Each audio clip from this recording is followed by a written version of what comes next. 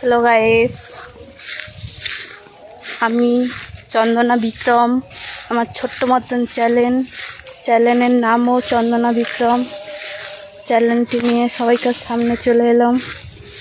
আমাকে সবাই সাপোর্ট করুন। তোমাদের সাপোর্ট পেলেই তবে আমি কিছু করতে পারবো। আমাকে প্লিজ সাপোর্ট করুন।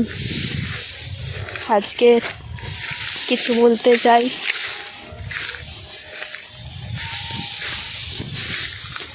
আমি আর আমার মা করে ধান বাঁধা এসেছি, ধান কাটতে। বাঁধা দেখুন, প্লিজ আমাকে সবাই সাপোর্ট করুন। তোমাদের সাহায্য না পেলে কিছু করতে পারবো না।